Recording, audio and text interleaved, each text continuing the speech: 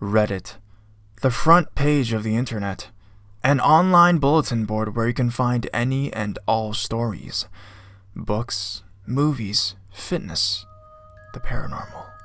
So here's 44 stories, taken from the darkest corner from the internet's front page. Grab a blanket, turn off your lights because this is gonna be a long one. 44 Reddit ghost stories you've probably never heard before.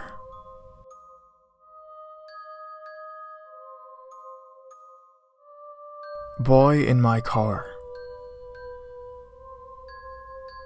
I don't believe in ghosts, but I still will never be able to explain what happened that night. I was at a bonfire with my friends.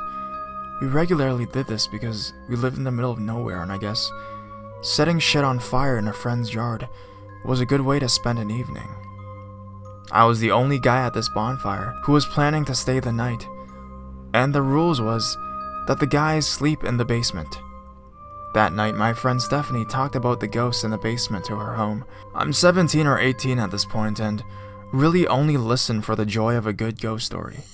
She tells me how they would wake up and see a boy and a girl over her bed regularly for the first year that she lived in that house and that they were apparently killed there. The thoughts of kids actually dying in that house chilled me to the bone. That's when I decided I wouldn't be staying the night. I just felt uneasy at the thought of staying there alone. I really couldn't explain why. Stephanie's house has a large driveway, and with the get-together, it was packed with 5 or 6 cars. On my way out, I heard what sounded like footsteps going around the other cars. They would just start and stop, like someone was trying to hide. They were light too, like a child running around playing a game or something. But it was past midnight, and there weren't any kids in the house. I shook it off and left. The entire car ride home wasn't easy. If you've ever felt like you weren't alone, like someone was hiding and you just couldn't see them, it was like that but in a small car. Every time I tapped on my brakes because it would light up the back of my car and I would just look behind me and see nothing. It never made me feel any better though. Nearing the subdivision I turn onto to get to my house, I hear a light cough. It sounded exactly like a child. My heart sank and I seriously thought I was going to die or something. When I hit the brakes to turn, I saw him. A little boy just sitting in the back seat of my car, smiling. I basically drove my muscle memory alone because I couldn't take my eye off him. My house was the first in the subdivision, so I immediately turned into my driveway and ran out. The entire time the kid was still sitting there staring at me. My mother was still up, and she wanted to know why I didn't pull her car in the driveway like I was supposed to. I told her I had to go to the bathroom very badly because that would be more believable than there's a ghost boy in my car and I'm scared. I eventually go back out to my car and pull it in and the kid is gone. I was still scared, but I didn't think I would see him again, and I didn't. I told my friend about that the next day over the phone. What she said freaks me out to this day. I made it up, she told me. She shrugged it off as me being paranoid. But I knew what I saw, clear as day. I don't know what or who that kid was, and I don't want to find out. Whatever it was, when he smiled at me, it wasn't a friendly smile. I still have nightmares.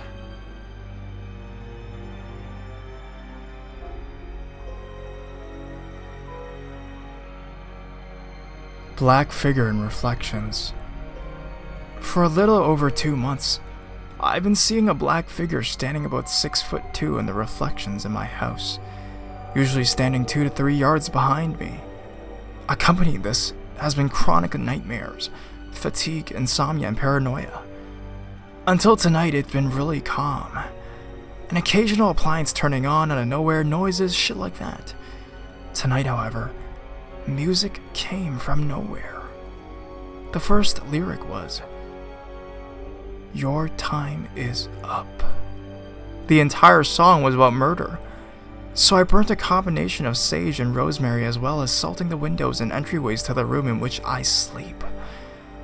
I have a friend who's more experienced in the matter coming to my house tomorrow, but this thing is definitely bad.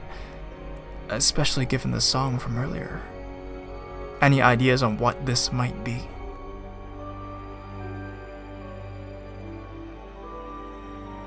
My uncle's Southern Belle. My uncle's been a truck driver for 38 years.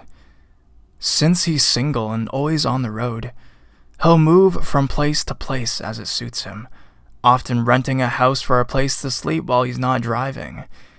He often said that he spent more time on the road than in his house and thus never really felt attached to a place.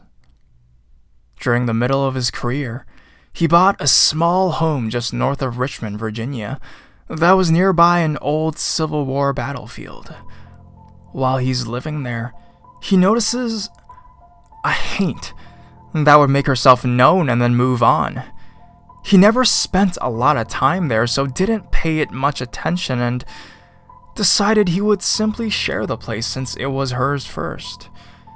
He described her as a Southern Belle kind of girl whom he called Isabel. He believes that she gave him that name, but said that she always looked like that she was going to a party. Anyways, one day he's driving out near Kentucky for a haul when he pulls over to take a rest in his sleeper. He wakes up to someone touching him beneath his blanket in an uncomfortable place. For anyone who lives alone will tell you that can be alarming. He wakes up and there's Isabel, staring down at him, still dressed for a party. He says she gives him the kind of look that says he won't ever see her again, and then disappears. Says that he never saw her again either, and just that she wanted to hitch a ride to Kentucky. Funny thing was, he said he missed her and hopes she's doing well, wherever she is.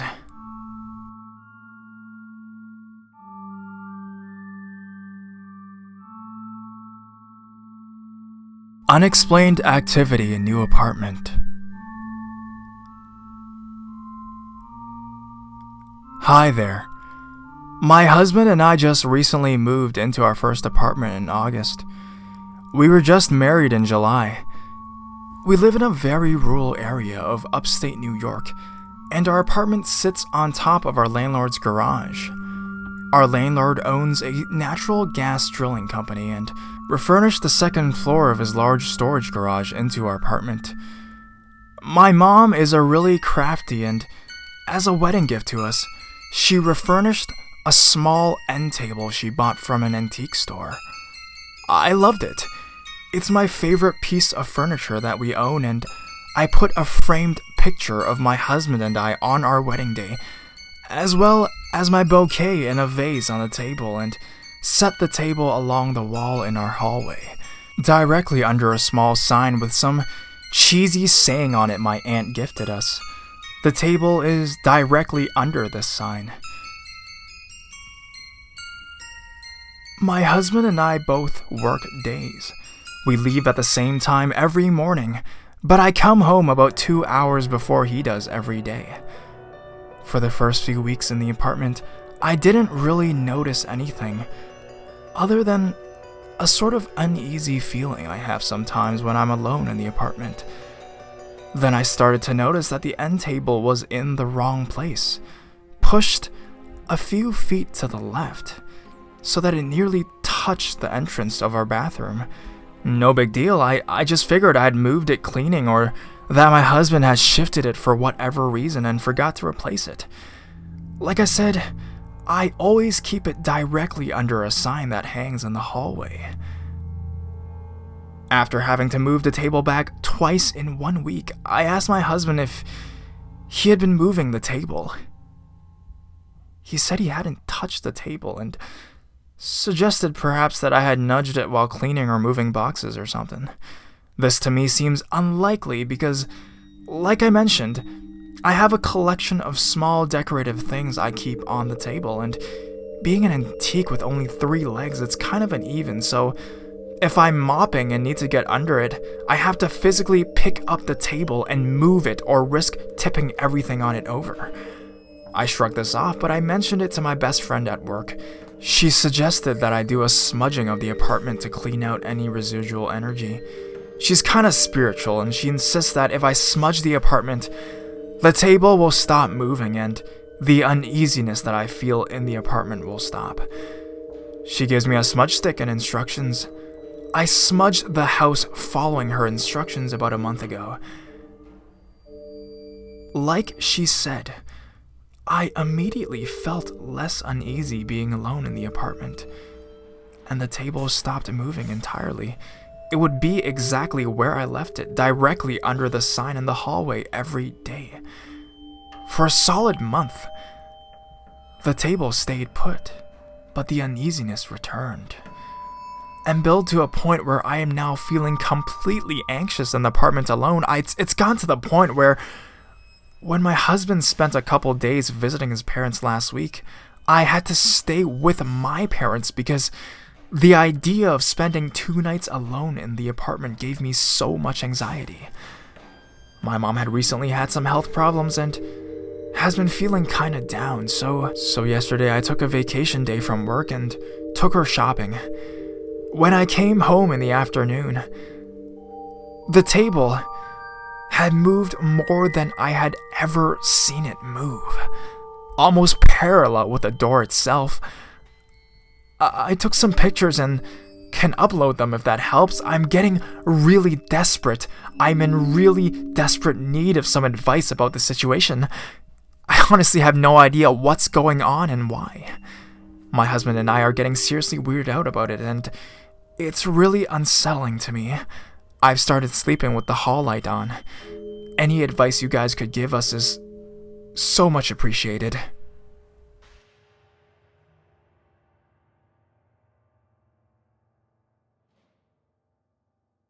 The Creature and the Deer.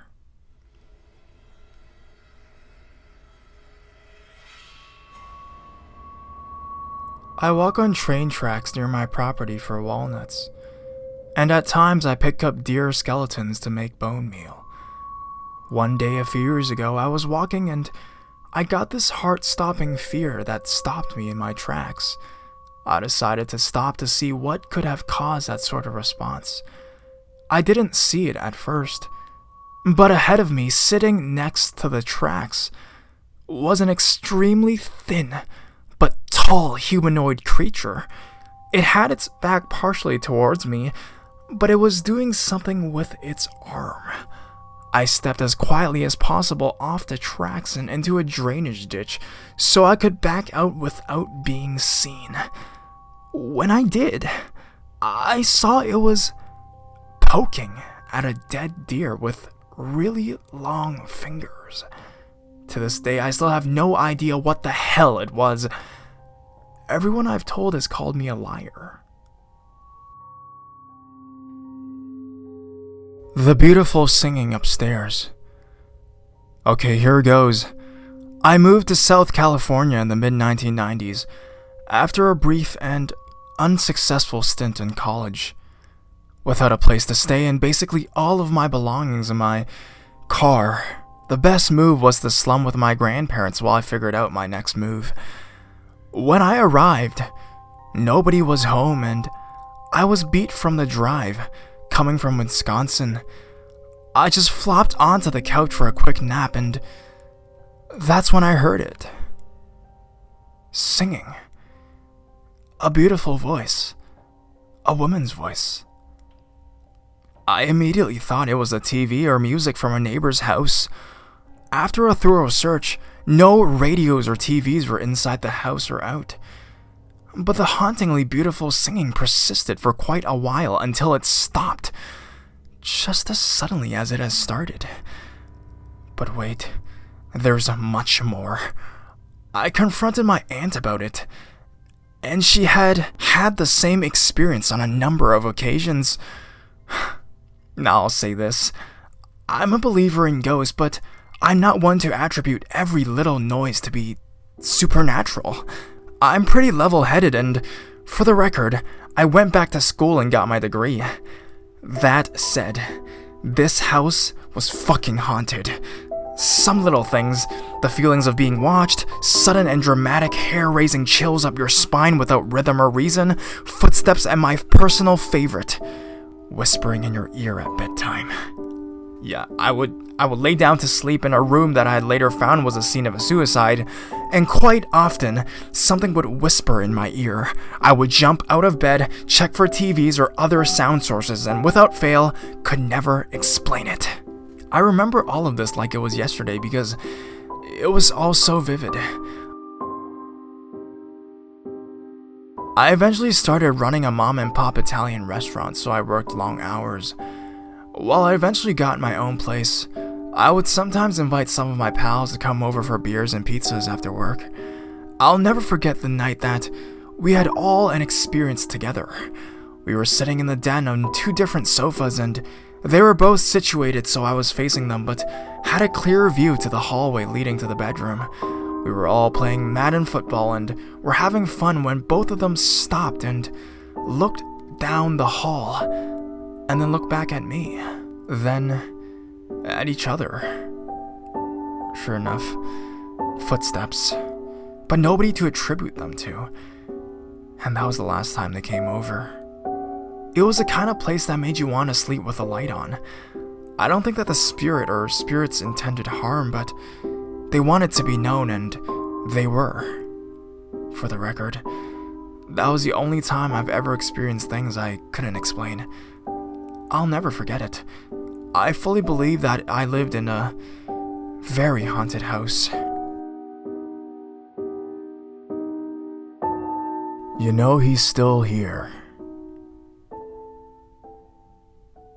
For a few years, I've been having a reoccurring nightmare. It's usually the same every time.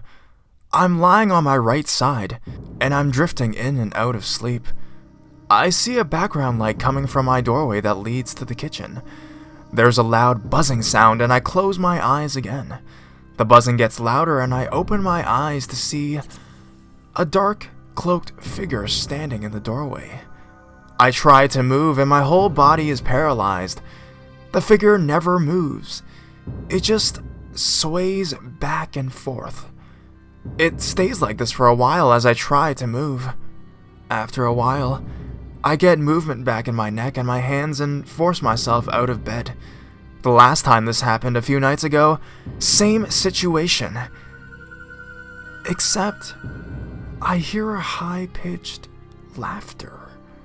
I can't move but slowly begin to rotate my head to see a little girl dressed in a plaid overcoat and a hat.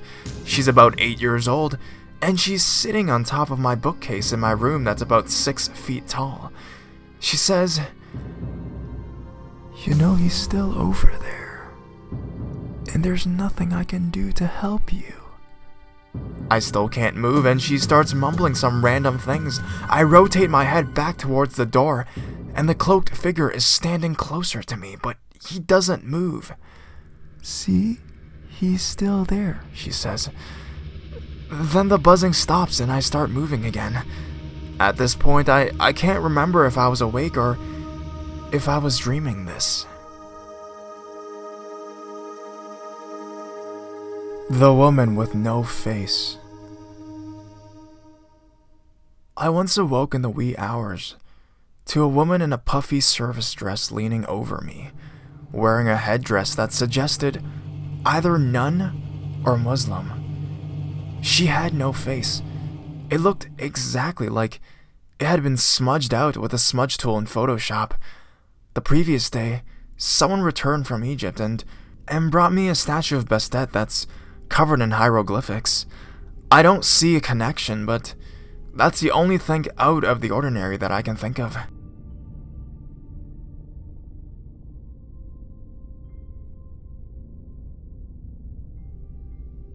She keeps getting closer. Oh, where to start? Well, the scariest probably happened when I was about 20. Several weeks a night, I would sleep over at my boyfriend's house.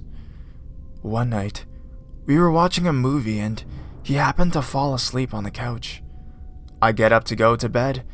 It's in the very next room. for reference. The bed is facing the door, so when I lay down, you can look out into the other room. I got ready for bed, and as soon as I got under the covers, there's a woman standing in the doorway. She was wearing early 1900s dress with her hair in a bun. I can still picture her face even now, and this is nearly 10 years ago. Scared, of course, I pulled the covers over my head. After what felt like forever, maybe 5 minutes after, I lifted the covers. She was a good 10 feet into the room now. Cover up again. Then I peek again. She's at the end of the bed. After I cover up again, all of a sudden I feel like there's a mount of rocks on my chest, and I can't breathe. I pull the covers back while still laying down, and this woman is sitting on my chest. I'm absolutely terrified. I start patting the bed to call his dog up. The dog comes up, but it's no help. The Sunday school prayer sent whatever that woman was on her way. I mentioned it to him the next morning. Apparently, I wasn't the only one to see her. He took me into his office and showed me a photo of his grandmother. Yeah, I'm pretty sure it was her. After that, I never went any further inside his house than the garage.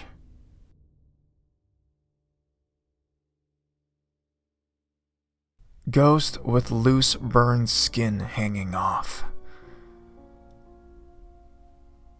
So, I'm a Reddit noob, and this is the first time I've ever used it. Not sure if I'm doing this right or not. This is an incident that happened with my best friend who would never lie about stuff like this, and weird stuff was always happening to him. I'll write it down as it happened to me, as I know the story and it's easier. Anyways, this is something that happened to me in 2006 on the night of France-Italy World Cup final. So I finished watching the match and I'm on my way walking home, and it's 3 a.m. I'm around 16 at the time, so I have some sense in not making things up in my head. I get home to my bedroom and my window is open and it's pretty cold, so I got up to close it. As I close the window, my right hand is still on the handle and I've turned around. In my doorway is an old man, around 80, with torn up clothes, and so is his skin. He isn't solid but more translucent. He's got holes in his skin and I can see muscle and bone, but it's all see-through. As my eyes saw him, I'm still holding the window handle and I freeze. I can't move, speak, or scream. Shitting myself as he's speaking to me directly into my mind. His voice is of an old man, deep and raspy. He's saying stuff about my whole family. He knows everyone's names, and he says all this horrible shit like he's going to kill everyone and do all sorts of shit to all of us. At some point, my dad's gone into the bathroom to do some morning prayers. As my dad flushes the toilet, the ghost, or as we call them, vanishes, and I collapse on the floor and just knock out by this time. It's been a couple of hours since I've been standing there paralyzed in this position. My dad comes into my room and asks what the fuck I'm doing on the floor. I got up and I just go to my bed scared shitless. So as I said, this didn't happen to me, but I'm pretty sure it's 100% true. It happened to my best friend. I've got stories of my own and I will share all in good time.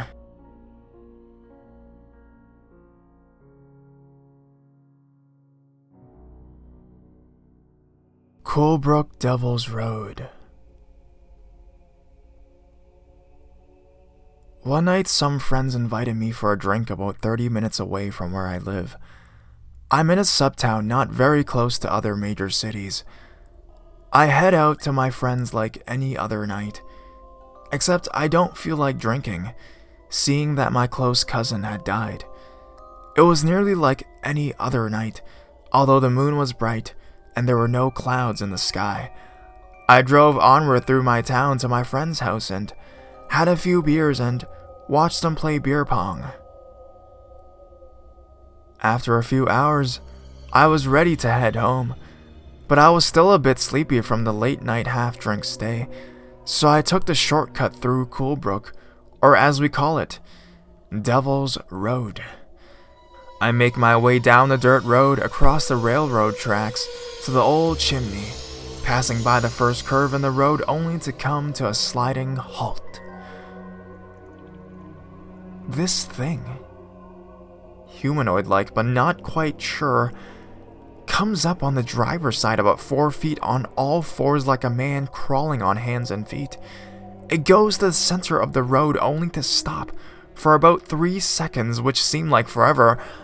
I instantly became cold and nauseous. My breath stopped for a moment before my cousin uttered the words, "What the fuck is that?"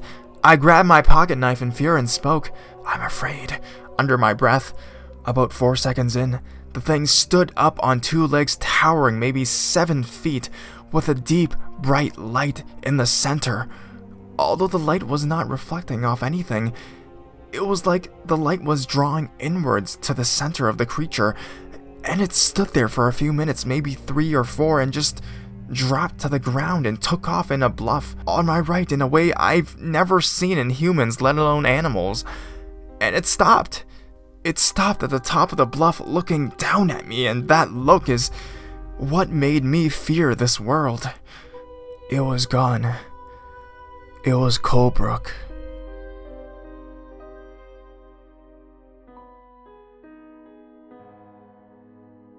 My dad's ghost organist. My dad told me this story quite a few times, and I figured it might be well received here.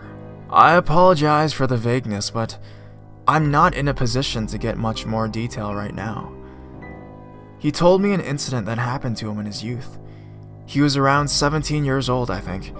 He's in his late 50s, so this would have been around the early 1970s. At this time in his life, he was living with his uncle and their family. One night, for a laugh, him, his uncle, and a few mates decided to go ghost hunting. They lived near this cathedral, I don't remember which one in particular, which was well known for repeatedly being haunted. They went into this church with a tape recorder to see if they could record any ghostly noises. My dad said that they sat there for about an hour in pitch black, and he distinctly remembers hearing nothing. So after an hour, they get bored and walk off out of the church. Despite hearing nothing, they decided to play the tape just for gags. Here's the thing. Despite sitting in silence for half an hour, the tape has had a very loud pipe organ playing music, which would have definitely been heard. After hearing this, they, in my dad's words, legged it and ran off. Another thing, I'm pretty sure I remember him saying that the church was on a steep hill and was either surrounded by or had a graveyard nearby. In any case, anyone wants to save me the job of locating the church, it's in England.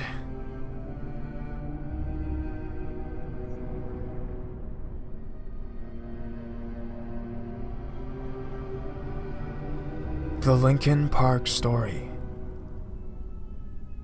I once had an experience with my record player. 1 month ago, I was cleaning up my place while my wife and son were out shopping.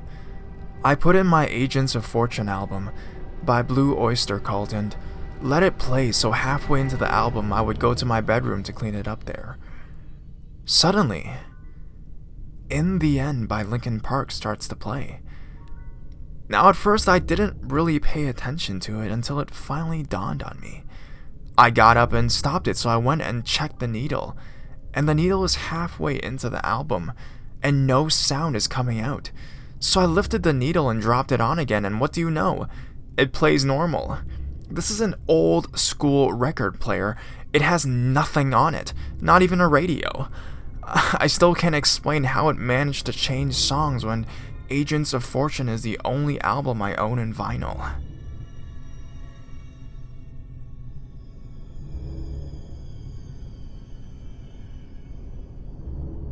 The Expressionless Man. Let me just start by saying, this would have never happened if I were to have followed the rules set by my parents. I am a 16-year-old male and have had many encounters with spirits, but never like this. I'm gonna cut straight to the chase. It was somewhere around 8:30 in the evening, so still rather early, but starting to lose a lot of daylight. I had been to this giant historic house inside my little town on the outside of Louisville, Kentucky many times, although my parents made it clear to me not to go there. I never saw anything besides snakes and spiders, so I never thought anything of it. My buddy and I were bored out of our minds, trying to figure out something to do. I mentioned the house to him and was jokingly telling him that it was haunted.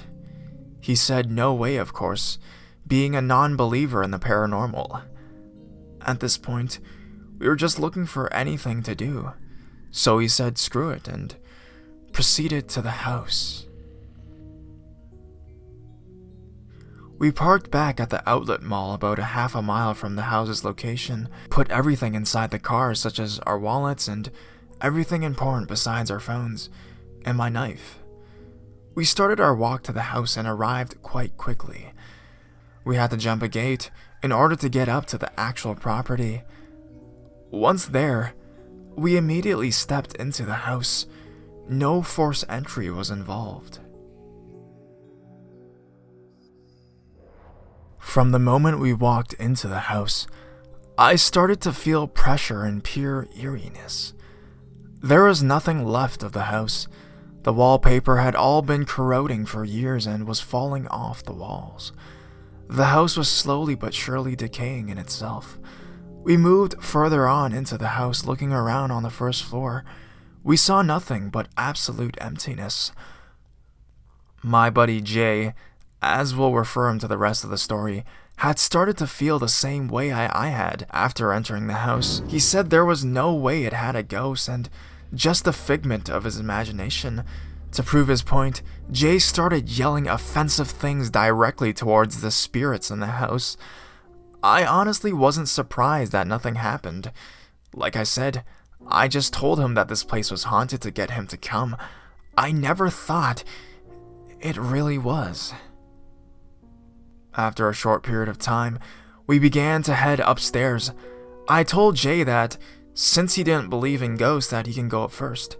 Jay just laughed and said okay in a sarcastic demeanor. As we were walking up the stairs, we both started to hear what sounded like breathing. But not normal breathing, it was breathing that sounded almost cancerous. We both thought it was weird, but kinda let it go and continued up the stairs. We get stopped dead in our tracks almost at the top of the steps to realize that someone was coming up the stairs with us.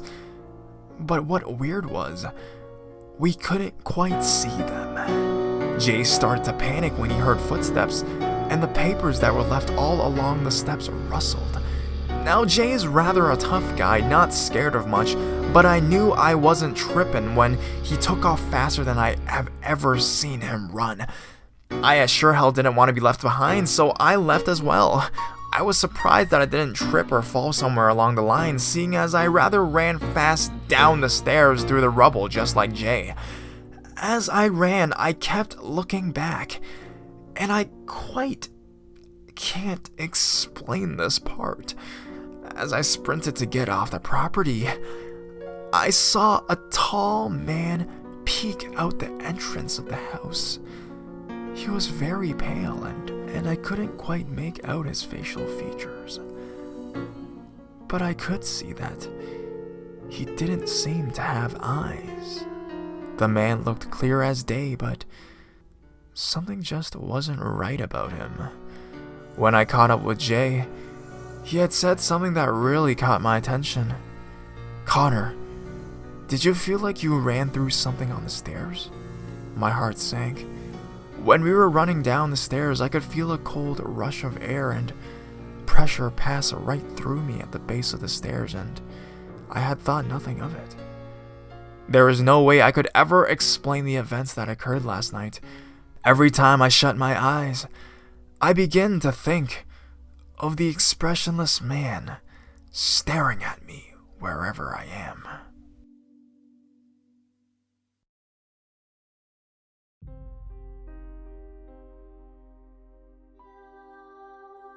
Some pig. I grew up in a farm in Virginia. I had a pig in the barn that always acted in peculiar, almost human ways.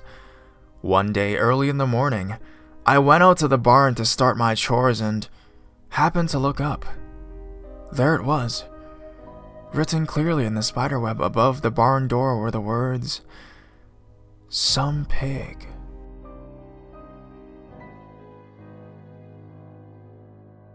Landlord of a haunted house. I live on the grounds of a very old house and rent out 2 studio apartments on the 2nd floor. Always I had rented to various strangers, so if there were noises coming from one studio apartment, a tenant would assume the other tenant was responsible for the noises. One day, I rented out one apartment to a young woman, and her boyfriend ended up renting the other apartment. One evening, when they were both in her apartment having supper, they heard loud noises coming from his apartment. Doors slamming, footsteps, drawers banging, yet there was no one in his apartment. When they later got married and moved away, I rented to a young man who lived up there for a year or so. When he moved away, he told me that one day he got a phone call from a friend who said he was going to stop by for a visit. A few minutes later, when he heard footsteps on the stairs, he opened his door to greet his friend, only to find no one there. Since then, I've often heard someone coming up the stairs and no one was there, but they were on the opposite side of the house from where the stairs were located. When we remodeled, we found where the original staircase was located. It was there on the other side of the house. Then I had a new tenant move in, and he angrily banged on my door the next morning. "You didn't tell me there was a baby living in the apartment next door. That baby cried the entire night." The tenant in the other apartment, first of all, did not have a baby, and second of all, was gone for spring break. Since then, all has been quiet, and once, when a deep psychic friend came to visit me, he told me, "There's a woman sitting on your front porch." And when I went to see who he was talking about, he said, "Not a physical woman, a spirit woman. She says she's here to protect the house." And so my house apparently has its own guardian spirit hanging out to look after things. Still, I've never met her myself.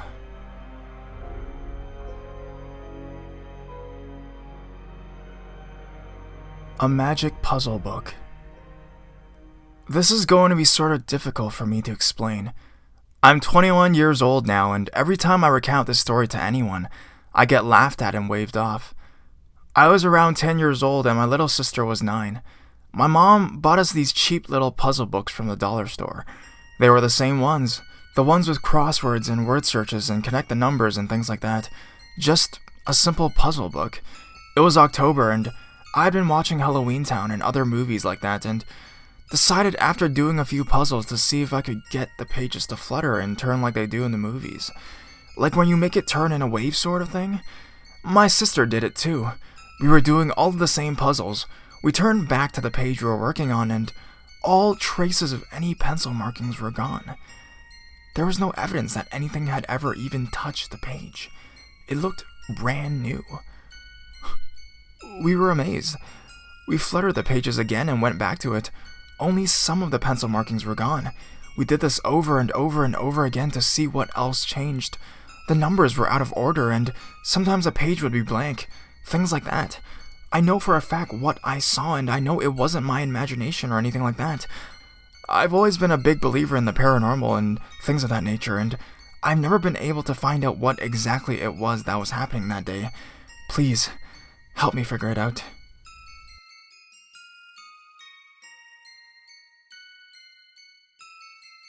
Six graves. My grandparents' house is in an old mining town, Monument, Pennsylvania, and across from an open field. Their home used to be the doctor's home. I spent years refusing to go to the bathroom alone, if at all, because I was always too scared to walk past the spare bedroom. I'm not really sure what it was about that room. It terrified me, and sent me into a panic attack whenever I was near it. That room is also the setting of the recurring nightmare that I have, in which I look out the window to see my grandparents' front yard with 6 graves, each one having a woman with long brown hair and Native American animal hide dress.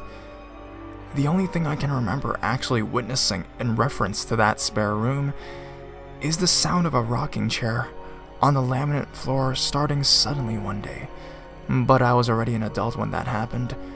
It was more about the feeling in and around the room. I would lay in bed trembling when I had to sleep in there as a child. It was in that room I began to worry the earth would run out of the graveyard space, and thinking about the layers of possible graves around us.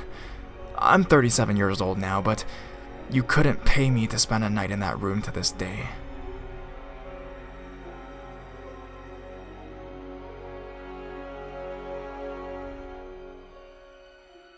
My house used to be a church. I lived in a haunted house for about 4 years. We were renting it. I'd always had a natural sense about the paranormal, and as soon as we went to see the house, I told my dad I thought it was haunted. Being a foolish 11-year-old, that made me want to move there more, and I begged for us to take it. It was insanely cheap for such a huge house. Cliché horror movie much? It gets better. And my dad decided to say yes. So I knew from the beginning in a way, but it wasn't until things really started happening that I was convinced. Voices from the attic, doors slamming and opening on their own, inanimate objects moving on their own. My dad saw a heavy box fly off a shelf at me on its own with no explanation. I started having weird dreams about a girl and her brother going to church in the house a long time ago. Then a few weeks later, we were told that the house was an old church that had been converted into a house. In the woods, there was an old cemetery.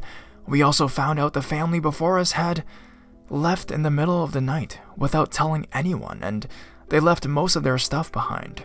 We had found tons of stuff in the basement, so that made sense. So at that point, I was pretty convinced. Things only got weirder, and we eventually left.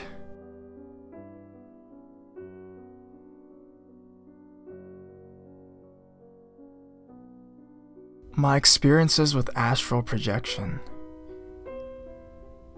There have only been 2 times that I can think of where I have astral projected. The first time I was about 8 or 9 years old, living in a quiet, rural region of eastern Ontario.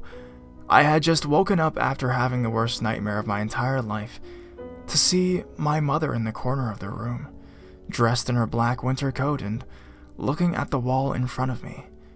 I closed my eyes and she disappeared. My second experience was what I can only describe as downright horrifying. This happened last month, and it took place during a night where I had insomnia. As I was trying to fall asleep, I closed my eyes for a period of 10 seconds. Feeling uncomfortable, I opened them. Still awake, I tried again. I closed my eyes, but this time it wasn't as eventful. When I opened them again for about 10 seconds, I saw my doorknob slowly start to turn. Then all of a sudden, it opened extremely fast, and to my utmost surprise and terror, a disfigured and demonic version of my mother sprinted into the room. As I fell to the ground out of sheer shock, she ran to the base of my bed and out of view. I couldn't look at her because I was on the ground and I was paralyzed. I felt the most extremely intense sense of vibration and pins and needles. Then I woke up and quickly checked around my room looking for that satanic beast. To my relief, there was, of course, nothing there. My question is, why did both of these experiences have such a close link to my mother, and why did I get the most incredible sense of nostalgia when I saw that demented beast?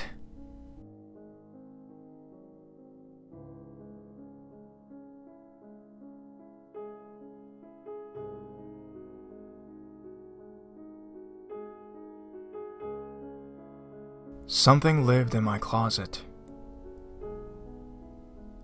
Something lived in my closet when I was a child, and we lived in our old house. The house wasn't that old, built in the 1950s, but a lot of bizarre things happened there. My mom experienced most of them because she stayed at home to watch toddler me and my infant brother, while my dad worked long hours. But the one experience I remember was the thing in the closet. I'd often wake up in the middle of the night and think I'd see something sitting in a pile of clothes in the open closet door. This happened several times when it then accumulated into one terrifying night. Once again, I woke to see something shifting back and forth in my closet. I couldn't see the thing, but I saw my clothes moving. I turned over to face the other direction and pulled the covers over my head, still trying to convince myself that it was just my imagination. That's when I heard the most horrible growl ever. It was like a cross between a dog's growl and a woman's shriek. And then something hit me in the middle of my back. I screamed as loud as I could, and my mom came rushing in.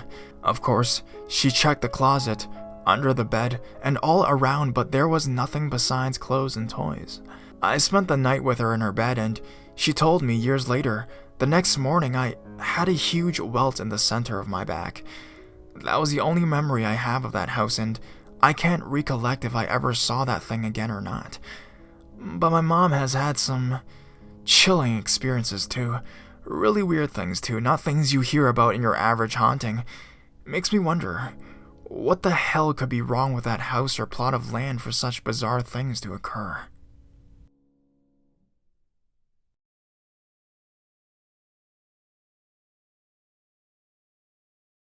Demon on top of me.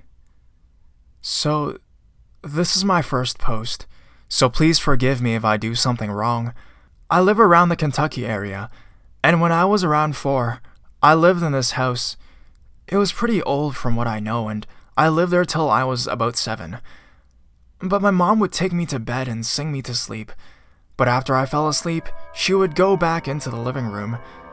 There was a thing that would get on top of me every night, and I remember it plain as day. It was a black, misty person, like a skeleton, and it would take its arms and shake me. It would shake me to death, and it knew my name. It would say my name. It was the most terrifying experience of my life. It would do this for like 3 minutes. It would finally leave, and I would get up and open the door, and I would be crying my eyes out, and my mom would wonder why I was crying and take me back to bed. It did this almost every night to me, never to my mom or anyone else. I eventually moved out, and I never experienced anything else paranormal. I'm 15 now, but I do have a fascination with researching paranormal things. But I, to this day, still have no clue what it was. Please help.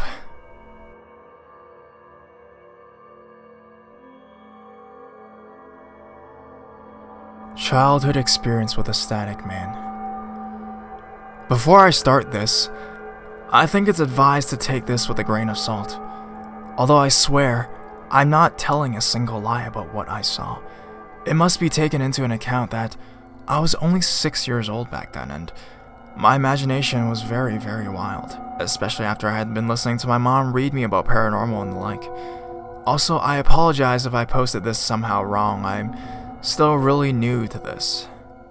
Like I said, I was 6 years old when this happened. It was evening already, and my mom had just finished reading a child's book to me about magic and paranormal and things related. I was returning into my room when I saw a man in my room, or rather, what at least resembled a man. The creature was tall, probably around 180 centimeters, and reminded me of a shadow in a way that it didn't look three-dimensional. It was in an orangish color, and it looked like it was like a hologram of sort, with the image being static and uneven. If you've ever seen any movies with really bad, almost fading holograms of people, you might know what I mean. The creature was standing in front of my closet, which had a mirror on the top of them, and it looked like it was searching for something. Of course, with my brain of a 6-year-old, I first froze still and then immediately dashed off to my mom, telling her that there was a weird static creature in my room. Naturally, after having read the paranormal book for me and all, she just brushed it off as my imagination, and admittedly I believed so too. I was a kid, but I was very skeptical about things and wanted to find a logical explanation to everything before claiming something paranormal was going on. I calmed down and returned back to my empty room, but I was still a little scared and decided to hide under my table for some time to calm down. There was a long tablecloth over the table, completely blocking my view as I sat under the table. I don't know how long I sat there, maybe 5 minutes or so, before I decided it was probably safe to go out. I moved the tablecloth slowly and peeked from behind it. Just then, to see a static leg right in front of me. The creature was again there, where it had been standing previously, and I fast pulled the tablecloth back and tried to cover my mouth so I wouldn't scream and bring attention to myself. Eventually, my nerves got the better of me and I stormed right off to my mom, scared as hell and hesitant to return to my room for some time. I've never seen the static man after that. Although I've seen other things and experienced even more, I feel like this thing I experienced as a child was so far the most bizarre of them. As a side note, after that incident, weird things started happening at my home, things falling down on their own, doors opening, and so on. I swear, I once saw something looking for me from behind one door when I was alone home, but it all eventually ended when our old sauna room was redone.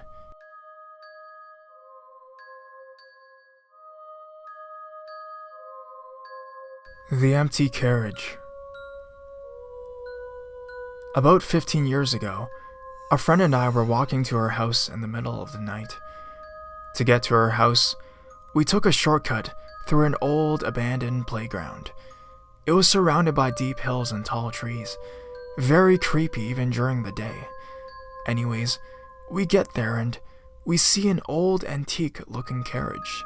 You know, the ones you saw back in the 1940s.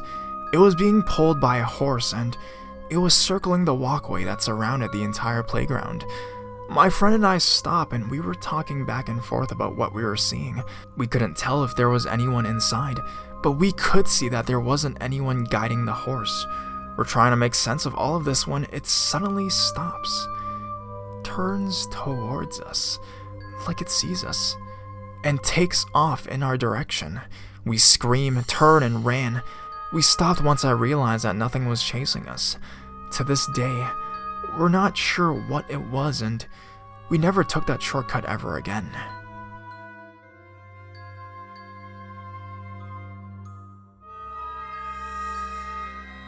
Grandpa texted us from the dead. First time posting here.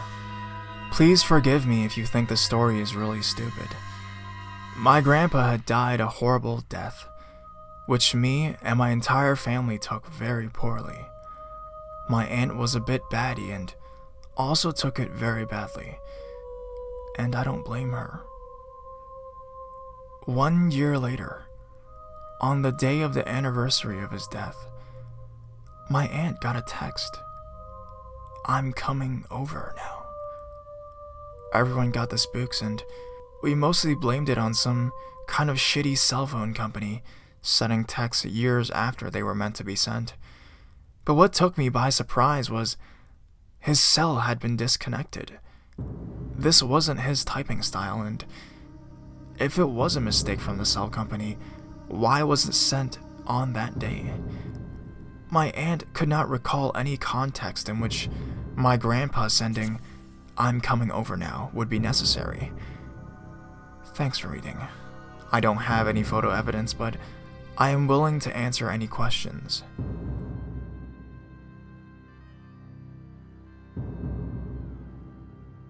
The Preacher. Okay, before I get into the story, I want to make a point of saying that I am a skeptic. I do want to believe in ghosts, but I always look to explain it scientifically.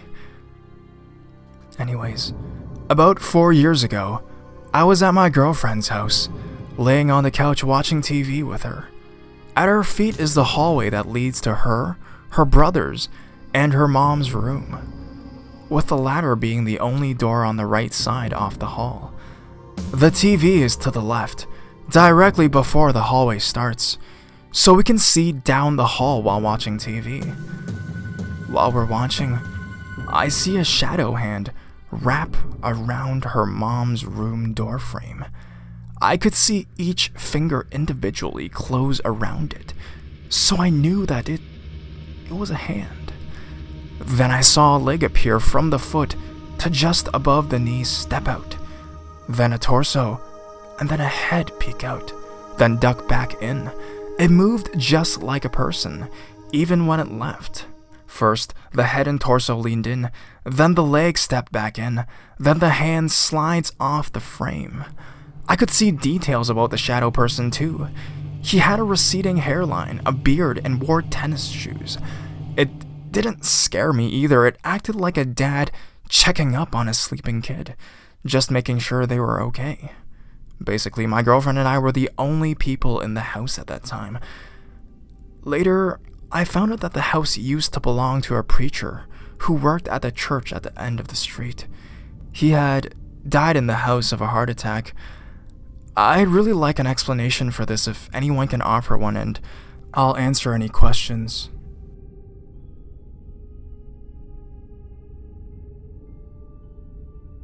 Eyes water.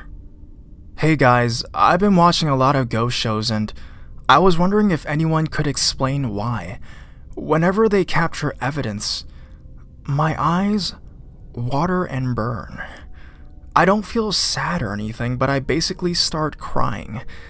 Anyone else have this issue or know why or how I can stop it? Thank you.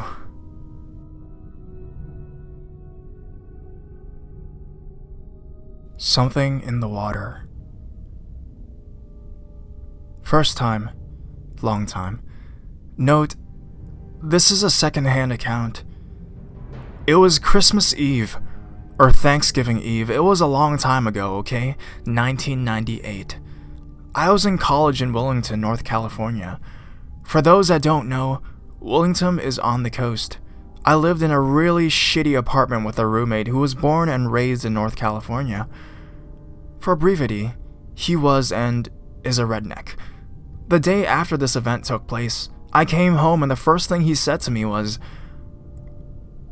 "Are there water ghosts?" I was like, what?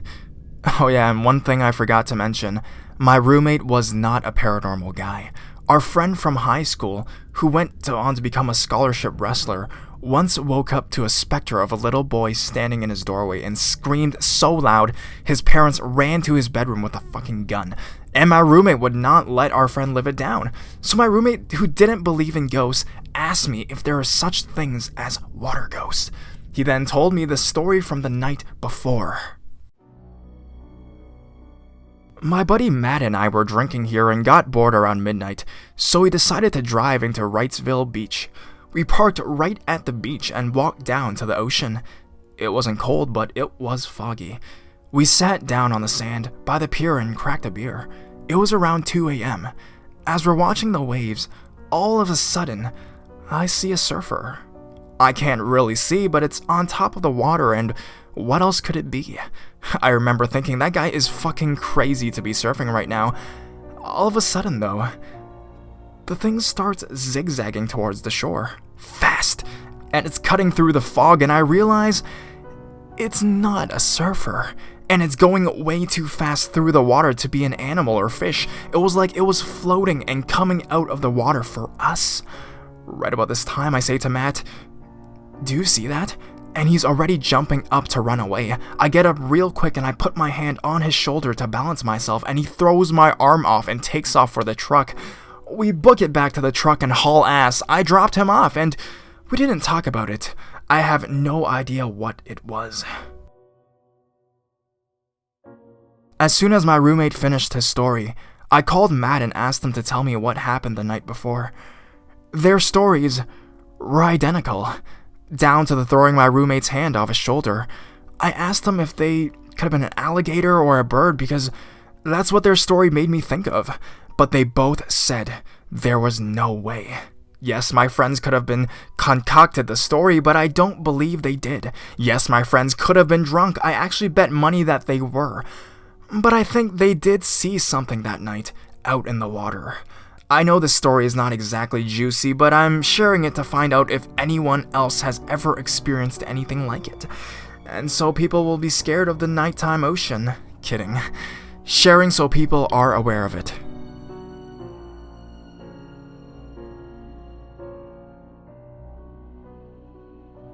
Farewell visit.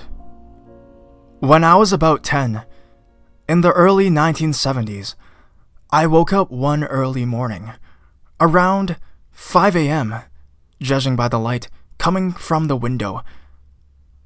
The weird thing was, I was instantly wide awake, which I only realized later, and when I glanced to my right, towards the closet, I saw a little girl, about 7 or 8, standing there, staring at me. She wore a purple dress with a white belt. Like how the girls in the Brady Bunch dressed, she was translucent, and her face was blurred out with just 2 black holes for eyes. I tried to scream for my mom or my brother in the bed to my left, but I was absolutely frozen in terror. The girl started to disappear from the legs up. It took about 15 to 30 seconds as best as I can recall, and at the end, only her long black hair was left. Really weird. When she was completely gone, I jumped out of bed and ran into my bathroom to my mom. I frantically told her what I saw, but I was in a panic, so she got me calmed down, and then I told her everything I was able to tell her. Of course, she told me I was having a bad dream and everything would be okay. After getting to eat a hearty breakfast with my dad, everything was okay.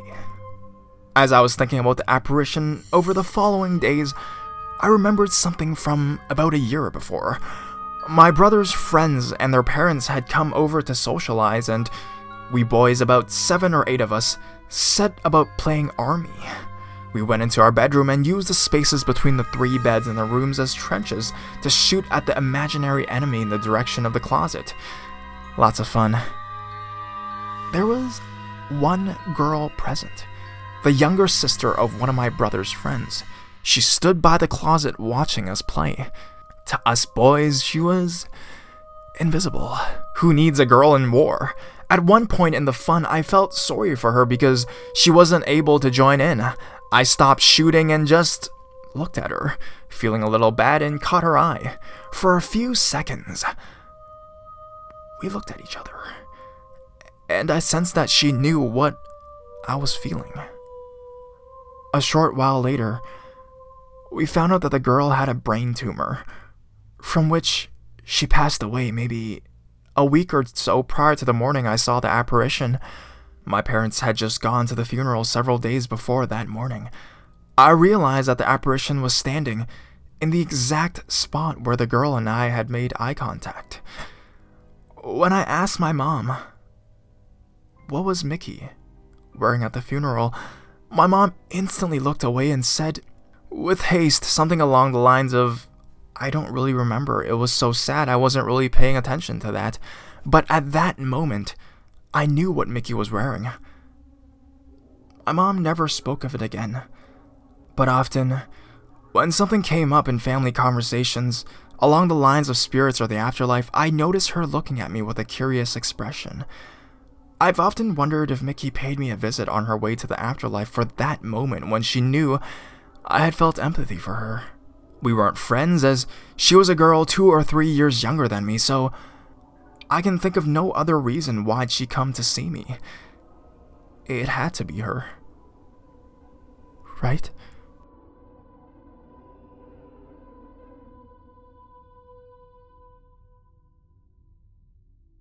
Voices right before I fall asleep. Sometimes, right before I'm falling asleep, I can hear voices saying random little words or names, or combinations of words that don't really make sense. Really, all kinds of things. One night as I'm falling asleep, I start to hear the voices and And usually this means that I'm getting really close to being completely sound asleep, and I start to drift off. The voices used to creep me out, but as I got older, I figured it was just my subconscious lulling me to sleep. But on this night, it was different. I was almost sound asleep when I heard a whisper so close to my ear it woke me up, and I jumped out of bed. It was almost as if I could feel the breath of the whisper on my ear. All it said was, "Oh, lighten up, Grace," which is not all that creepy and not my name. But this one was different from all the other voices I used to hear. Fully awake and a little freaked out, I started looking at my phone, thinking social media would calm me down. When I realized my phone is about to die, and I left my charger downstairs, and there was no way in hell I was going down there now. So I decided that I would just play with my phone until I fell asleep or it died, whichever came first. But I was so wired at this point that I didn't think I could fall asleep for hours.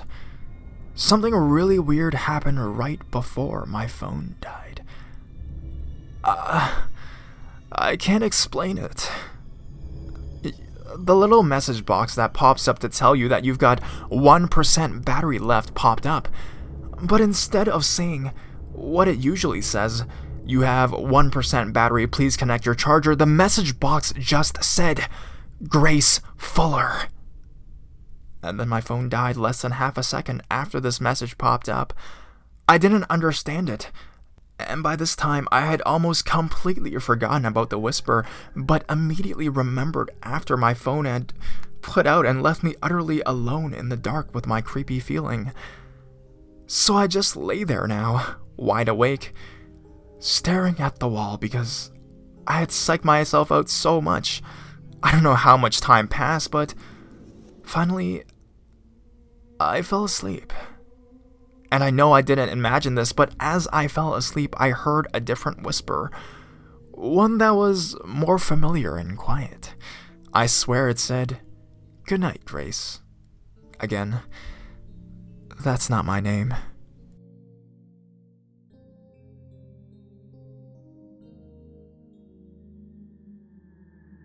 Letchworth Village Story. Letchworth Village is an abandoned mental institution that's a pretty close drive from where I live. There was a guy in my group of friends who was obsessed with the place. Obsessed. He would drive up by himself, constantly pester us all to go up there and talk about it regularly, etc. I've done my fair share of exploring abandoned areas when I was much younger at this time. I was about 22. I was over it. I'm just too cool for school, you see. The guy eventually convinced 3 friends, myself and the guy I was dating at the time, to come up and drive there and check the place out. It was a crummy abandoned mental institution. Surprise, he kept warning us that we were trespassing and to look out for any of the security guards that patrolled the grounds in their pickup trucks. It was dusk as we wandered around, but nothing about the place creeped me out. I sat on some swings that looked like they were going to collapse at any moment and chatted with one of my friends, who then proceeded to tell me that Letchworth is supposedly haunted, and that people regularly see orbs and apparitions during their visits. I rolled my eyes. Every abandoned mental institution is supposedly haunted. It's just something that people say to spook themselves out as they trespass and drink beer in abandoned buildings. Obviously, I'm very much interested in the paranormal and have been for a very long time, but I just found this whole spooky haunted, abandoned mental asylum thing to be a little too cliche. We walked around, chatted, joked, and what have you. I have to admit the grounds were very interesting. We even found the remnants of the institution's old graveyard. When we came upon a building, everyone else was amped to go inside and explore. I was not. There was debris everywhere and it was dark at this point. I have a terrible sense of balance and horrifically bad night vision. I knew going in there was gonna be a bad time. My boyfriend at the time began to taunt me, asking me, "Are you afraid of ghosts? She's afraid of seeing a ghost, you guys, and I was like, oh no, I just know I'm gonna trip in the dark and impale myself on a piece of rubber or something, so shut the fuck up, please. I'm 1,000 times more afraid of running into a homeless man on meth who is squatting in there, who will then freak the fuck out because we just invaded his home, than the idea of running into a fucking ghost. The rest of the group was pretty much like me. Fine, then stay out there. When the guy who invited us up there in the first place hissed. Shit, I just saw 2 headlights. It's the security guards. Run, hide. I looked and, lo and behold, I can see through the trees that there were 2 circular lights getting closer. We bolt and end up crouched down in some bushes. Where are the lights? We think the trucks must have taken it down the dirt road and were away from us, and we relaxed. Nope, there the lights are again, but this time from a completely different direction. The fuck? Maybe these are 2 security trucks driving around. That sucks. We scurry through the bush, trying to keep low and somehow quiet despite all the noises we were making, crunching on leaves and the like. The lights had been much closer that time. It seemed like pure luck they hadn't seen us. It was also very weird that they hadn't caught us yet. The group stops, all crouched down, as we look around to catch sight of the headlights that really should have been visible by now. No headlights. We decided to make a run for it back to the car, even though we're afraid we're going to see 2 security guards sternly standing by the vehicle, ready to write us up for trespassing. Thank God we didn't see or pass a single security truck the whole way back to the car, and there were no stern security guards to meet us back at the parking spot. We all hop into the car and drive as quickly as we could out of Letchworth Village. It wasn't until we'd been on the road for about 15 minutes when one of my friends says, "Did anyone actually hear the sounds of the truck engines?" The inside of the car is dead silent as we exchange looks, and all admit, no, we've never heard the sounds of tires or engines whenever we'd see the lights. This was incredibly strange since the second time we'd seen them. They'd been rather close. Definitely close enough to hear pickup truck sounds. I'm pretty sure we all just laughed it off as our nerves getting the better of us and changed the topic. I'm not dating that guy anymore, and I've fallen out of touch with the people I'd gone to Letchworth Village. But I wish I could ask them if they think that maybe we mistook those notorious orbs that are known to be seen at night, floating around the grounds for normal headlights. Years later, I found out Ghost Adventures visited Letchworth Village and investigated the site. I've still yet to see it. The place just creeps me out now.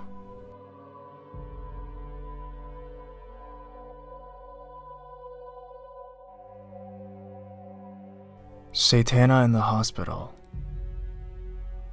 Psychiatric registered nurse here. I worked at a place that was haunted. It was an old hospital prior to being converted into a psychiatric hospital. A place where surgeries were performed and, presumably, a place where patients died. I received phone calls from the police during night shifts once in a while, stating that they'd received calls from a little girl, and that the calls were coming from our hospital. They were able to give me the extension number of the line, and it turned out that the calls were being made from the arts and crafts room. Nobody goes there at night. Ever. As supervisor, I knew where my staff was at all times, and there was never a need for anyone to go in there at night. No patients could possibly have been able to be there, and there were several locks they'd have to get through first. Also, night shift staffing was minimal, and we were a small 35-bed hospital, so there were really only 6 or 7 of us on any given night. The little girl that would call identified herself as Satana. According to the police, she would call and ask for help and then hang up. Fucking freaky deaky stuff. Lots of other shit happened there at night, but This was the most chilling.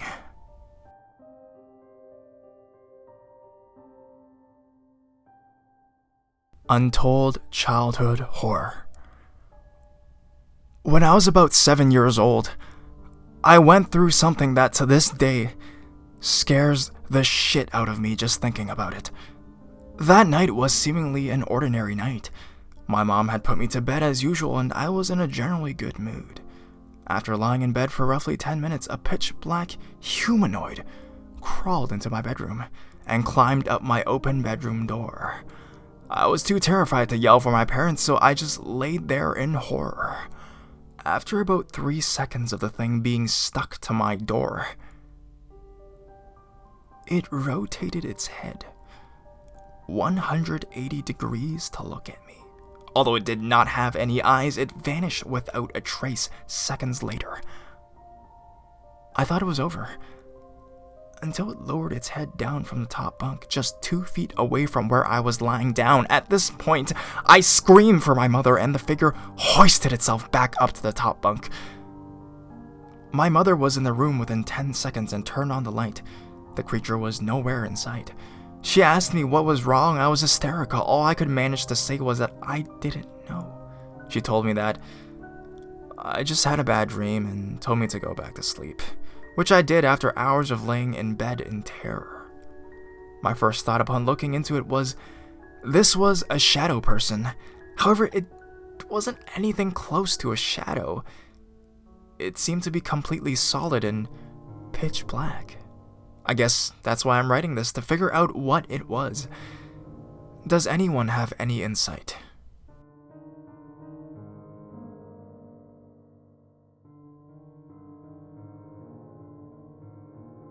Red and black.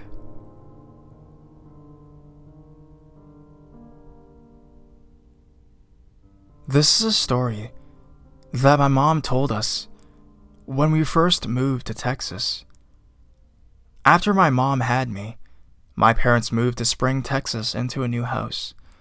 The house was set up to where my parents' room was down the hall and they could look down it to see my room. The first night they were in the house, my mom woke up terrified. She wasn't able to move, and when she looked down the hallway, she saw a black figure moving around the hallway. She tried to get up, but she couldn't move, so she woke up my dad. Now, my dad doesn't believe in the paranormal at this point, so he wakes up groggy and mad that she woke him up and I'd been sick and he was exhausted. She told him there was someone in the house.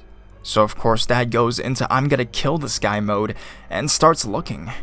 As my dad gets out of bed, the figure walked into my room. My mom loses it and screams at my dad to get me. Dad sprints down the hallway to find me fine in my bed and grabs me. As he is walking out of the room, the figure walked out behind him and then went through my dad. My dad tells me that he did feel a chill as he left the room. The figure came into the bedroom and stood at the foot of the bed. My mom keeps asking my dad, "Can you see him? Can you see him?" My dad is starting to get really pissed off because he can't help whatever is causing this to happen and wants to protect his family. This is the scary part. The figure moved to the side of the bed and sat down. He then opened his eyes. My mom said that they were a deep blood red. And then the thing smiled at her, and this black smoke came from its mouth. At that instant, the doorbell rang. My dad ran to the door, ready to kill whoever was outside. He tried to switch in the porch light, but it wasn't working, so my dad opens the door and sees another man. The man asked if everything was alright, as if he had seen what he thought someone go into the house. My dad said my mom was seeing things and that he didn't know what to do. The man at the door then said, "Everything is fine." At that moment, my dad heard my mom sigh a breath of relief and looked down the hallway to see my mom getting out of bed. When he turned around, the light had come back on and the man was gone along with the presence. This was when my dad believed in the paranormal. They're both convinced that the figure was some sort of demon and the man at the door was an angel. We moved out the next day. This story still scares the shit out of me, but I am fascinated with it even more.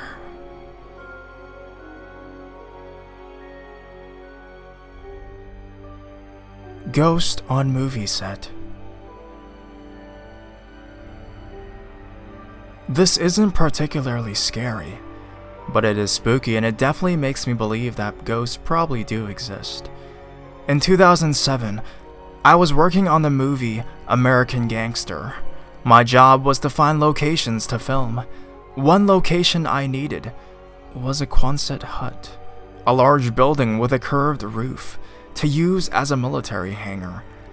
After scouting for a few weeks, I found an armory in New Jersey. After working out the contracts and details, we had a small prep crew do some work the day before we had to actually film. The scene was a short one. If you saw the movie, it's towards the end, when they find drugs hidden in the caskets of soldiers returning from Vietnam.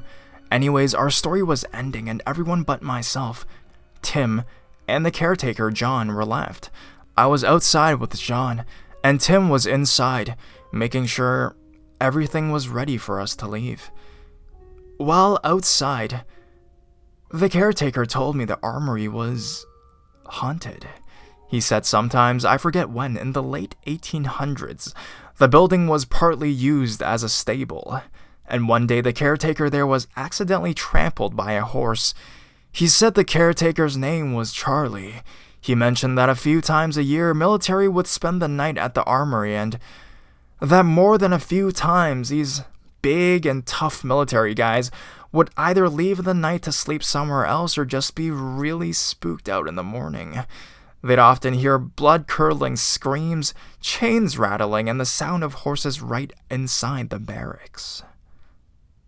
As he was telling me the story, I just kind of smiled and nodded. I've met quite a few colorful characters in my job and wondered when Tim would come out so we could leave. A few minutes later, Tim came out and said everything looked great and we were ready to close up. But he mentioned that he almost bumped into a man upstairs walking in the hallway. He wasn't in our crew and he just assumed he worked there. John said that no one else is in the building. No one else was working that day. Tim just looked at him with a puzzled face. John then told him it was just Charlie, the ghost that haunts the armory. Then he told him the story of how he died there. Tim turned white as a ghost and looked at me, hoping we were just playing a trick on him. I told him we weren't. The next day, no one saw anything, but Tim was still a little freaked out. An unrelated ghost story involved another guy I worked with on a TV show. One night, I was watching one of those ghost story shows on TV, don't remember which one. All of a sudden, the guy I worked with, Lewis, appeared on the show. I was surprised, to say the least. We work in the same office and he never mentioned to me he would be on TV. He told his story on the show that he was scouting an abandoned psychiatric ward in Staten Island. He was just there to look it over and take pictures. It was just him and the caretaker. While there, he ended up walking down a long hallway and he stopped to take some photos. At that moment, he said he felt the caretaker standing behind him and the lights started to dim. Then he felt the caretaker wrap his hands around his belly and give him a squeeze. Lewis turned around slowly, a little weirded out that this guy gave him a hug. When he turned, the lights got brighter and no one was behind him. He was in the middle of this long hallway all by himself. Shaken up, Lewis took the rest of his photos and hurried outside to meet the caretaker. The caretaker told him that he doesn't like going into that wing of the building because it's haunted.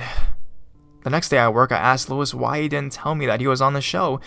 He said he didn't think we would believe him, and he didn't want to be goofed on.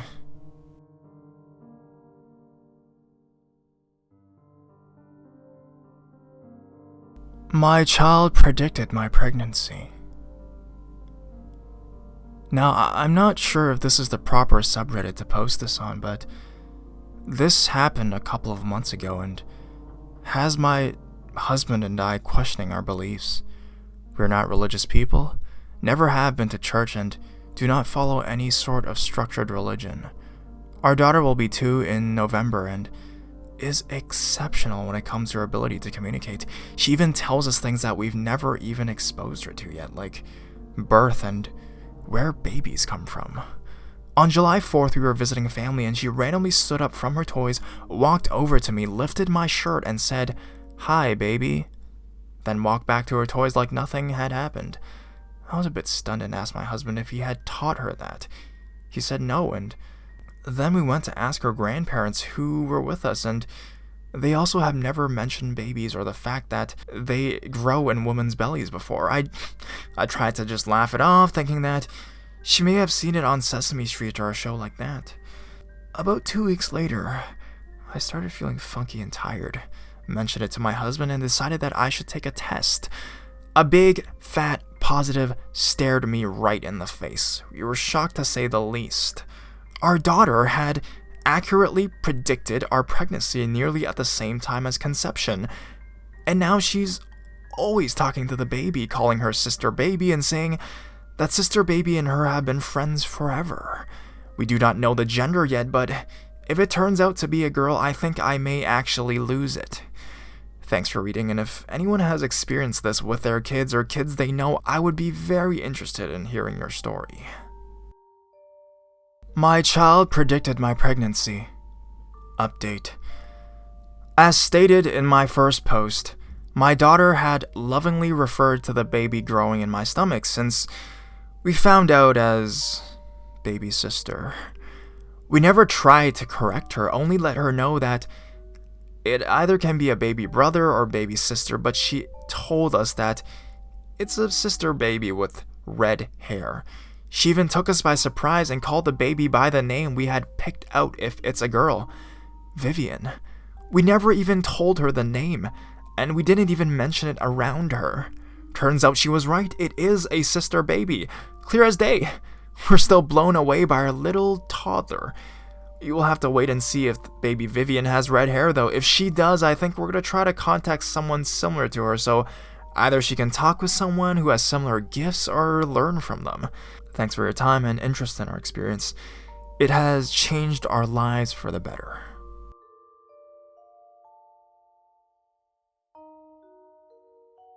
Creepy old lady. I have trouble sleeping in general, and which is always worsened when I'm sleeping in a strange place. So needless to say, I've been reading up creepy shit on Reddit the past few nights. So here is my creeper story of a weird old lady. Backstory. My parents' house is a known haunted place in my neighborhood, to the point that just before they bought it, my friend's mother and her friends walked around it just to see it during the open house. Most people that spend a lengthy amount of time there will have at least 1 or 2 stories. One night, my friends and I were bored since it was around 1 a.m., so there was really nothing to do. We decided to play with a Ouija board. We started inside the living room asking the ghosts of the house questions, etc.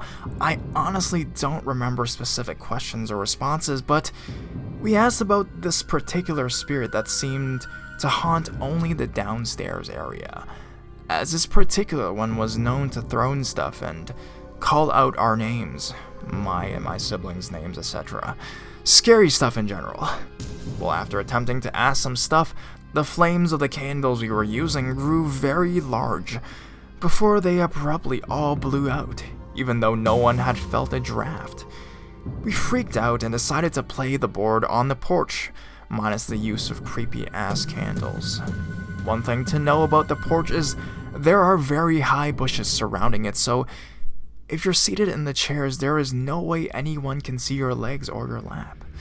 So we're sitting on the porch playing the Ouija board on a table with me holding the planchette, seated nowhere near the said table. We haven't even begun playing it again, when out of nowhere, a very old woman was standing right in front of the bushes staring at us. Very creeped out, my friend timidly asked if we could just help her. She took a long look at all of us, scanning each of our faces, and then looked me dead in the eyes and said, "You aren't playing with a Ouija board, are you? You know that there are others in your house, don't you?" We all just looked at each other in horror, and I quickly dropped the planchette. I opened my mouth to respond, but the woman was no longer there. My house is a corner house, so we all jumped off the porch immediately to see if she had turned the corner, but no one was there. We ran up and down the street and around the corner trying to find her, to no avail. Never saw her before in my life, never saw her again after. She wasn't scary, just very creepy, and we all felt like she was looking out for us that night. Needless to say, we all slept at my friend's house that night, and it was the very last time any of us played with a Ouija board.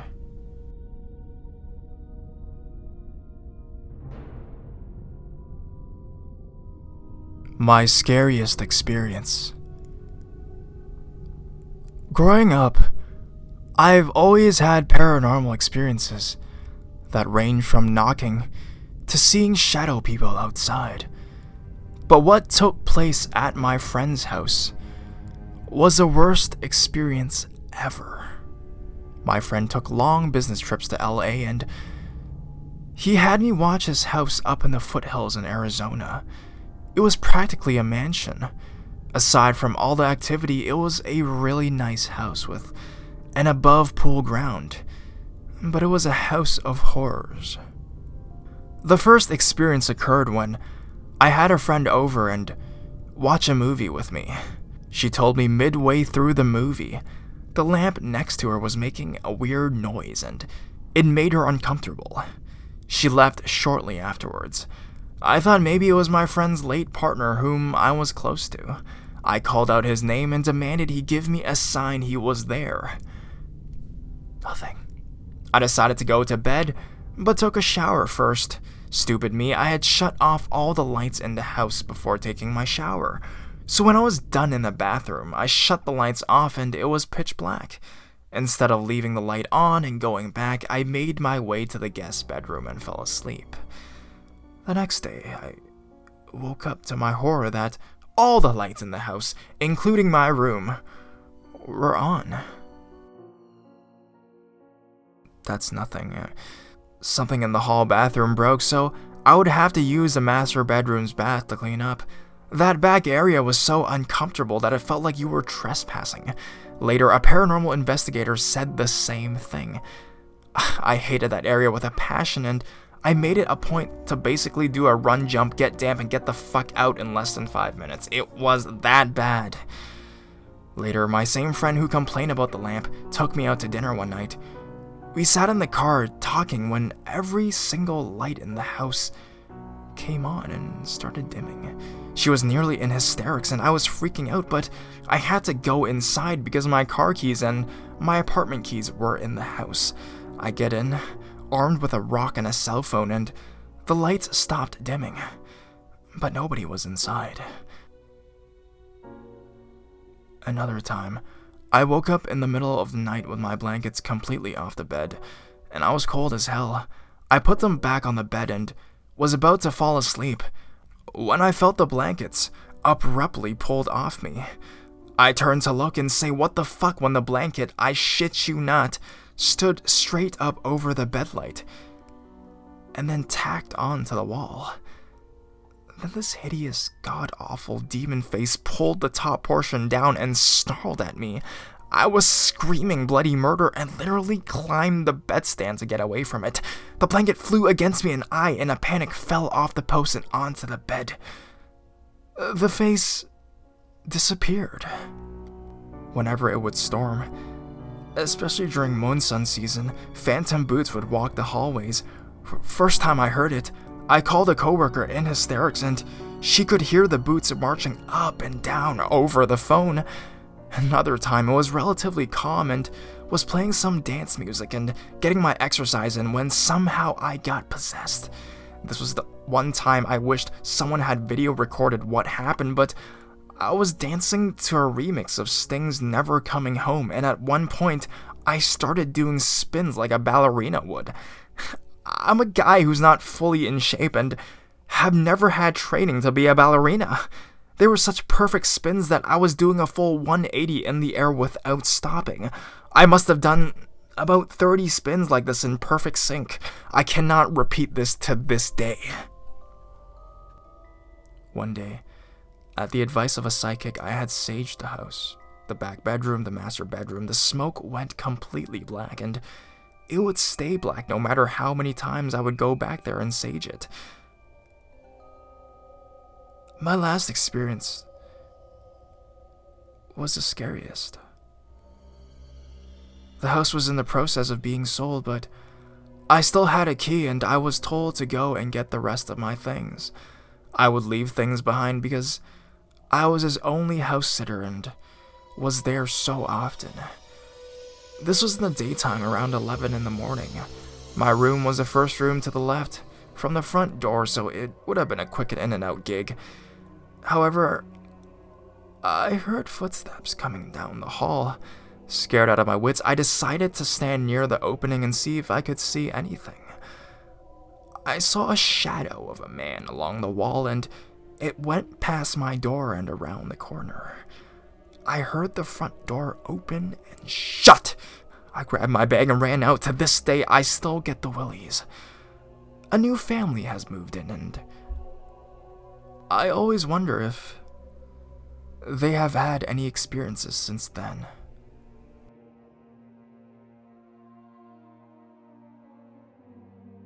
Ghost spooning me. Around 6 to 7 years ago, in a state of sleep paralysis and semi-astral state, I had something start spooning me. It was actually quite loving and non-sexual, and in my mind, I asked it, "Why are you hugging me so tightly?" And it responded back with, "Because it's the simple things," or something like that. It was actually quite a sweet and loving feeling, but I was going through a rough patch at the time when this happened and was on a downward spiral. Not long after this pleasant experience, I started to have scary experiences and believe that I had one or more negative entities attached to me. And it just made everything worse. I'm not saying this to scare you, but to let you know to be aware. Burn some sage, cleanse your house, and more importantly, take care of yourself. Take care of your physical and mental health, because when your spiritual defenses are weak, entities can latch onto you, and it's draining.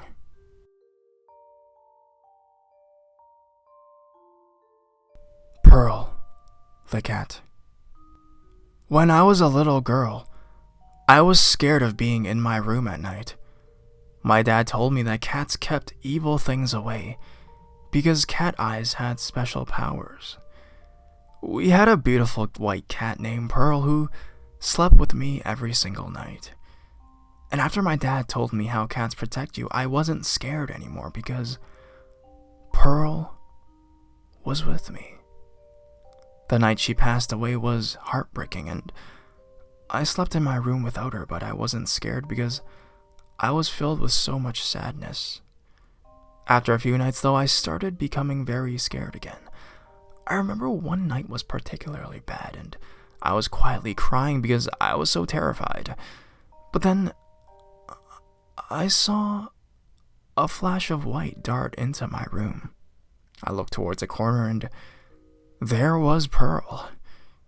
She was so bright it lit up the dark corner. I stared at her for a second, and she curled up on the floor and looked at me. I felt so safe and comfortable that I easily fell asleep.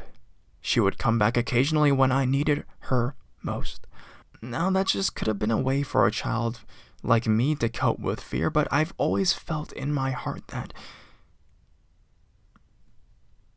it was Pearl. I'm always back and forth with my belief in spirits and the afterlife, but I love animals so much. I've lost many beloved pets and it hurts so much. I like to think that if any living thing on earth deserves a wonderful afterlife, it's our pets. I also like to think that animals that suffered in life get a chance to come back and live a wonderful life in a loving home. My dad in the bathroom.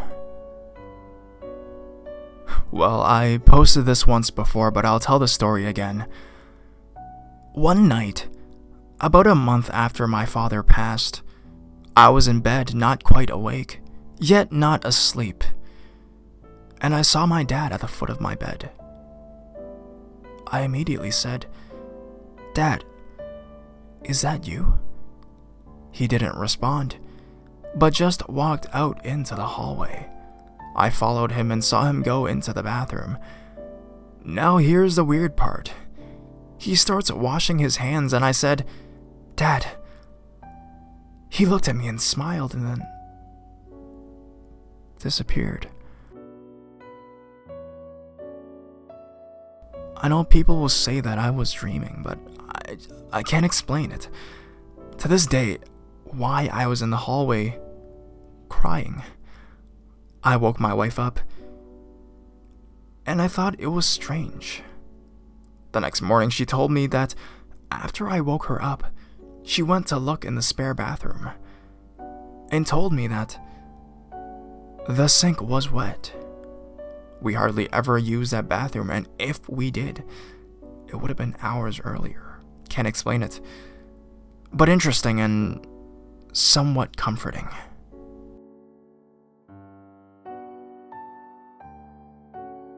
Weird, but yet peaceful paranormal experience.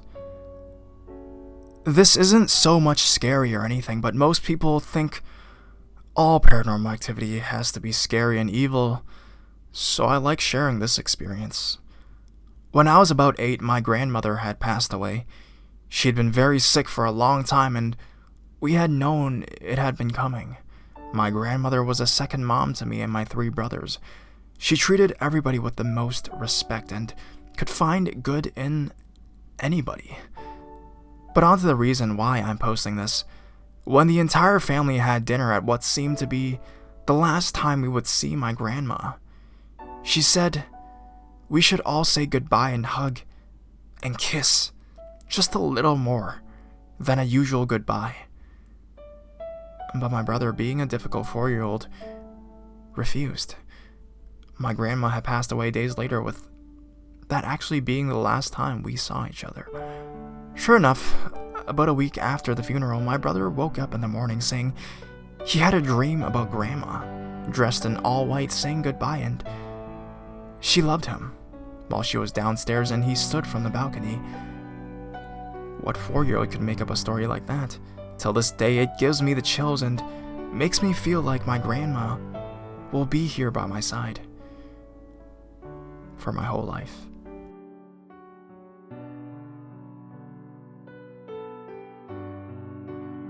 The best dream I ever had. I had a dream of my good friend that committed suicide 2.5 years ago. It was the best dream I've ever had. I got to reconnect with him. My old good friend Alex committed suicide 2.5 years ago. We were in 10th grade, going on 11th. It was a month before school ended. I was visiting in Texas at the time. We had made plans and everything to hang out, but when I came back, he had committed suicide. It was horrible. I had just talked to him a few days before, and we would always text each other. We had the biggest crush on each other, but we never got to the point where we were actually dating, and it breaks my heart. But last night, I had a dream of him. We were at the beach walking and talking about a lot of things, just goofing off like always. I was so happy. So was he. We just enjoyed each other's time. It was great. Then a woman. She was like a shining angel. She was on the pier, shining ever so bright. She was calling him over for his time to go. I walked with him to her, then we hugged, and then he kissed me. It felt so real then. He said he'd see me again soon. He stood by her, waving to me, saying, "See you later." And then they just disappeared. And then I woke up. I'm starting to tear up right now as I write this, because I miss him so much. He was a good, loving person. That dream will stick with me. It was one of the best dreams I ever had.